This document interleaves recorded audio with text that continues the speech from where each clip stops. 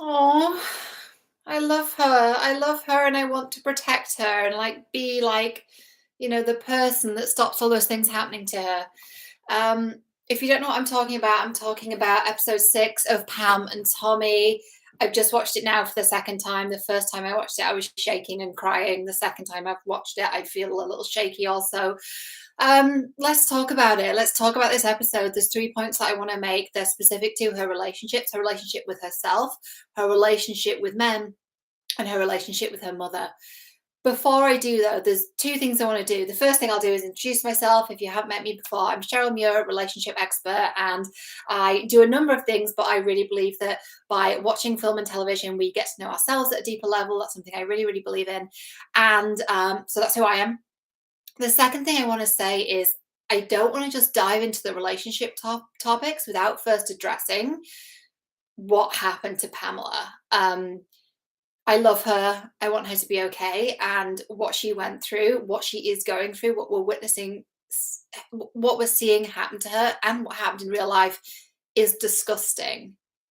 Now, I also know there's an irony here, right? Because this series has been made without the consent of the real human being that it's based upon, and that's very much present in my heart and in my mind.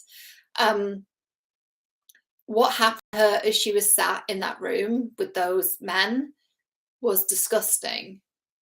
And thank God we had the lady there, the typist, who advocated for her as much as she could, but even her own lawyer was not stopping this happening.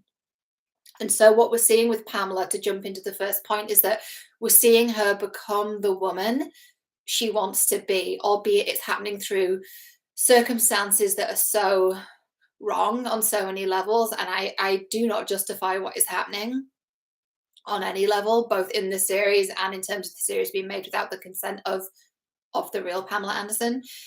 But what's happening is it's forcing her to become the woman she has always wanted to be. We see her backstory. We see how she is very innocent and sweet and naive, and she's not wanting to say no, and she's going to this shoot and she doesn't really know what it even entails, and she's got this shirt on and she's kind of covered up, and there's this very, very smarmy Mancunian or possibly Liverpudlian photographer at the Playboy Mansion. He's like, hey, just take your shirt. It's just totally up to you, whatever you're comfortable with. He's kind of guiding her through it and grooming her through this process of revealing more of herself than she perhaps planned at the start of that day. And it ends with her topless, and she seems very happy with it, but she certainly was in this room of a male photographer who was guiding her through something that perhaps was against her values and her morals at the time and what she really felt comfortable doing. So here she is at the end of episode 6, and I wanted to stand up in my living room and cheer, and let me know if you did as well, when she stood up and she said to the lawyer, I need to speak with you. And she said, I'm done. Oh, no, Pamela, you don't understand. No, she said, you don't understand. I'm not answering any more questions. And again, he, tries to give her some legal speak. And she says, no, you make it happen or I get another lawyer. That is the recommendation, the advice she took from her PR person 2 episodes ago, when she said, you've got to learn how to say no to a room full of men. She's doing that now. She's becoming Jane Fonda. When her PR person said, who do you admire? She's like, Jane Fonda doesn't give a fuck what you think of her. She's a badass, sex icon and a fitness empire building woman and an activist, and she doesn't give a shit. She's becoming that woman now. It's beautiful to see her emerge, and it's horrible to see the circumstances that's happening within. So as we always like to do here on the channel, ask yourself, who are you becoming, and what do you need to do, and what do you need to say no to? Saying no is a beautiful thing. And also, why don't you feel safe to say no? Sometimes we don't feel safe to say no. So that feels like a good segue to talk about Pamela and her relationship with her mother. This might be why she's not comfortable saying no. Now, what I noticed about her relationship with her mother is her mom was really sweet, really encouraging. Like when she was at the Playboy Mansion, she was nothing but supportive. She was like, God, you look so beautiful. I'm so proud of you. You're going to be okay. And she's like, here, drink this champagne. And that's perhaps not the best recommendation to ply her with alcohol. But, her mom's very sweet, very encouraging. She's not like a, pushy mom or a narcissistic mom. She's proud of her daughter. Then later on, they're in the same bed together, sleeping in the same bed, which is a little strange, but maybe that's because they could only afford a motel that was one room. I don't know. But, there's a little bit of enmeshment there. And I just get this sense that, that her father isn't around, and therefore she's developing this relationship with her mother that's a little bit codependent and a little bit enmeshed. I'm fairly certain she's not said no to her mum before. And then she has this pattern of not saying no to people. Now, who is it she's not saying no to? She's not saying no to men as well, right? So now let's look at her relationship with men. I know I'm going through this really, really quickly, but I want to really give you as much as I can in the time that we have together. So we've looked at Pamela's relationship with herself, her ability to say no. We've looked at her relationship with her mother. Now let's look at her relationship with men. So right off the bat, I knew that ex-boyfriend, the one in Vancouver, was abusive. I could see that right off the bat. And here, let's look at some examples. And I want you to spot this in your own life. Whether it's abusive or not is not really the conversation. It's about spotting these red flags. People often ask me in interviews, like, Cheryl, what are some dating red flags? The dating red flags are obvious, but the bigger question is, why are we not seeing them? Why are we not able to get away? And that's very complex. It's a very complex answer. But here are some of the things that I spotted that I want you to look out for. We see him not caring about her emotional welfare, and we see him putting her down and getting in the way of her career. So here's what we see. Right at the start, she's putting her lip gloss on. He's going, come on, it's just a football game. Maybe that's harmless. Maybe that's benign. Then she's like, wait, I need to get my jacket. And he's like, no, let's go. She might be cold, right? That she might need her jacket. Then at the game, she's on the Jumbotron, and the marketing guy from the beer company comes over and he's insinuating that he's hitting on her. You might think, well, isn't that harmless though? Well, it isn't, because she has a career opportunity here and he is putting her down, right? He's really impacting her self-esteem, and it seems like her self-esteem was not that high anyway. She's quite like kind of naive and sweet, and doesn't really, she's kind of like, who, me? What, me? A model? Really? Oh my gosh. Like, she's very, very like, oh, me, just little Pam from a small town in Canada, So he's like, no, he's just trying to get in your pants, right? That's very insulting to her talent and her career taking off at the time. Then we see the scene in the room. Then we see the scene when she's on the phone and she gets invited to Playboy for a shoot. Did you notice how quickly that escalated? How quickly it went from him doing little put downs to actually becoming physically violent? Now, we did an interview with China Robinson, who directed a film about abusive relationships. I'm going to link it up above so that you can watch it and that you can start to see the signs. I'd really recommend you watching that film, No Ordinary Love, as well, to really see what these relationships start to look like. So he became physically violent, and the second he did, she walked out. He said, where are you going? She said, to America. So he was abusive, she walked away. The second he got violent, she walked away. It's not always possible. There's lots of complex reasons why people stay in abusive dynamics, but she was able to get out and walk away, and I'm so proud of her. I want you to notice too, in that argument, in that scenario, when she was on the phone, did you notice what started to happen? Did you notice it start to escalate? He's starting to say, who is it? Who is it? Tell me who it is, right? Very controlling behavior. And then he's saying, he's getting more agitated about it. And then when she puts the phone down and explains, he's like, yeah, it's crazy. Yeah, it's crazy that would happen to you.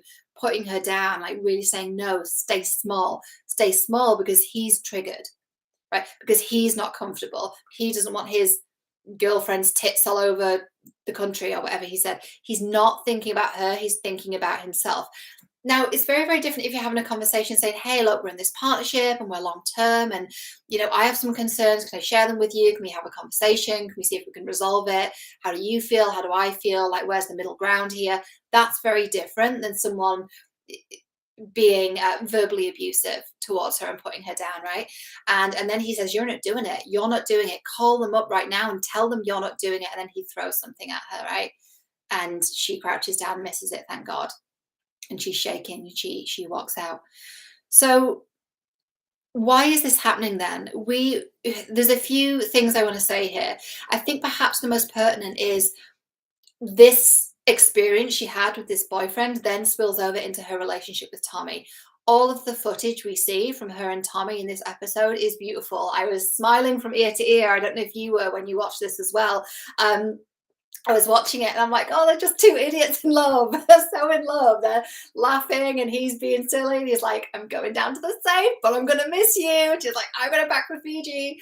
And they're just being so silly and so playful. And I'm like, oh, relationship goals. And yeah, if there's room in the Sebastian Stan fandom, let me know. I don't need to fill out an application form. I want in. I want in on fandom. I want in. I get it now. I've been converted. Church of Sebastian Stan. I might be a little old for the fandom. Anyway, I think he's great.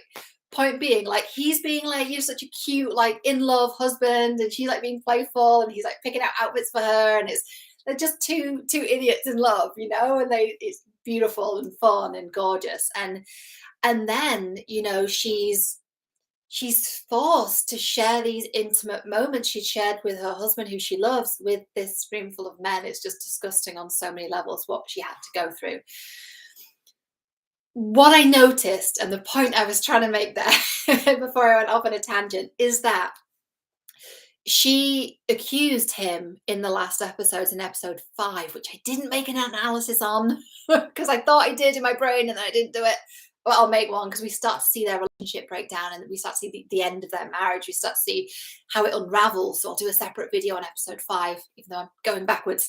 But what we see her do in the last episode, in episode 5, is she accuses him of like trying to sabotage their relationship subconsciously. Like, you don't want me to be successful. He's like, I want you to be the biggest movie star in the world. Like, I want you to be successful. Where's this coming from? Because she had an abusive boyfriend who didn't want her to be successful.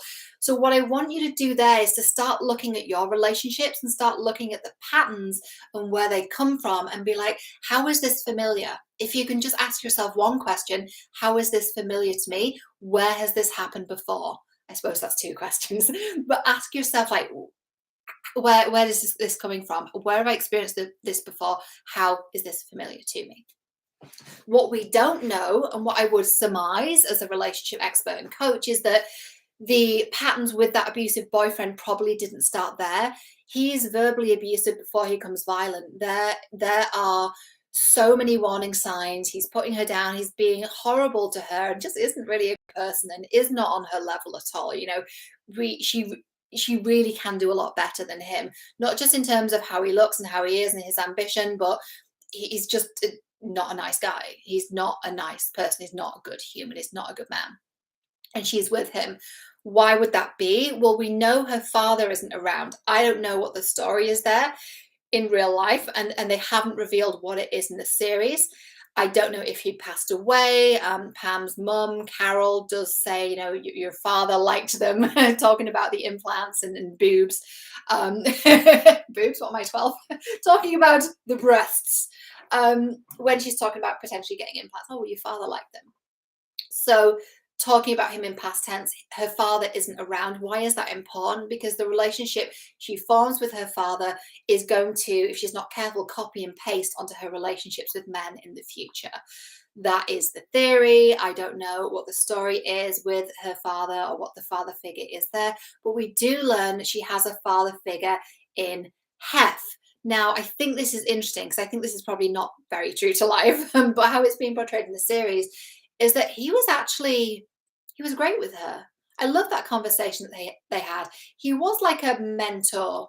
I wouldn't say a father figure. He was more like a business mentor. And he said something very profound. Remember, your price does not indicate your worth.